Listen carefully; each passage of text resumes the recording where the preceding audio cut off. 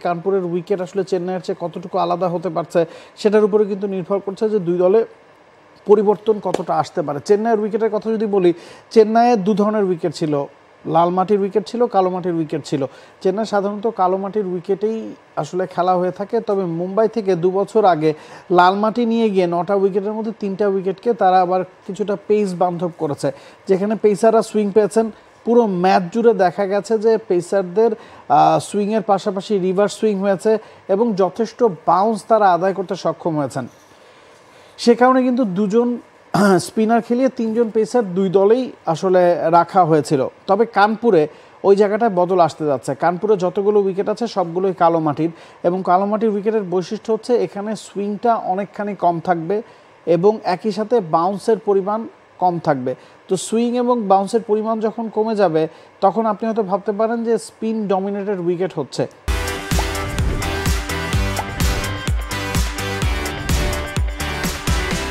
ব্যাপারটা তাও একেবারে না, কারণ এখানে র্যাঙ্ক টার্নার বা বল খুব বেশি ঘুরবে সেটাও হবে না। ফ্ল্যাট উইকেটে খেলা হবে, যেখানে তৃতীয় দিনের শেষ বিকেল থেকে চতুর্থ দিন পঞ্চম দিনে গিয়ে হয়তো স্পিনাররা সুবিধা করতে পারবেন এবং প্রথম 2 থেকে 2.5-3 দিন পর্যন্ত ব্যাটসম্যানরা যথেষ্ট সহযোগিতা পাবেন।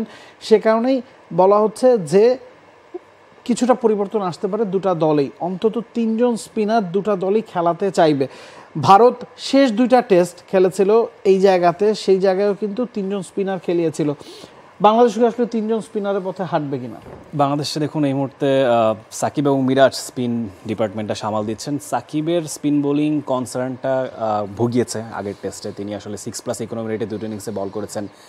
তাইজুল ইসলাম বাংলাদেশের স্পিন বোলারদের মধ্যে সবচেয়ে এক্সপিরিয়েন্স বোলারদের মধ্যে একজন, তার ইনক্লুশনটা হয়তোবা আমরা দেখতে পারি কানপুরে। সে জায়গায় হয়তোবা একজন পেসার বাংলাদেশ কম নিয়ে খেলবে, হয়তো নাহিদ রানাকে রেস্ট দেওয়ার সম্ভাবনাটাই বেশি সেই জায়গাটায়। দেখুন সাকিবের যে কনসার্নটা ছিল ইনজুরি নিয়ে, সেটা তো তেমন মেজর কিছু নয়।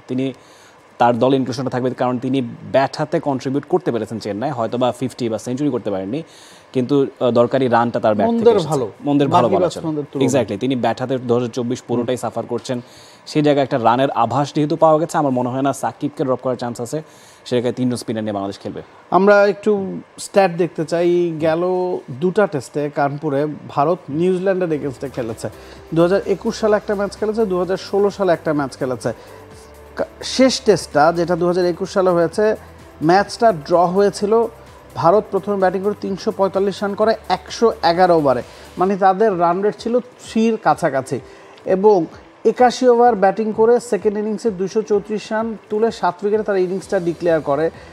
নিউজিল্যান্ড 296 রান করেছিল ফার্স্ট ইনিংসে, 142.3 ওভার ব্যাটিং করেছে, মানে রান রেট 2-এর খানিকটা বেশি, এবং সেকেন্ড ইনিংসে তাদের রান রেট ছিল 1.5।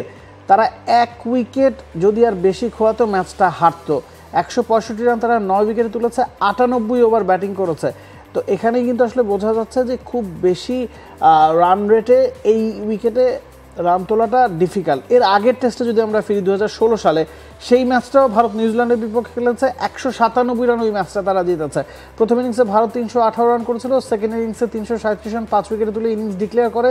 নিউজিল্যান্ড 262 রান করেছিল 96 ওভার ব্যাটিং করে, রান রেটটা 3-এর কাছাকাছি, এবং পরের ইনিংসে প্রায় 90 ওভার 87.3 ওভার ব্যাটিং করে 236 রান তুলেছে।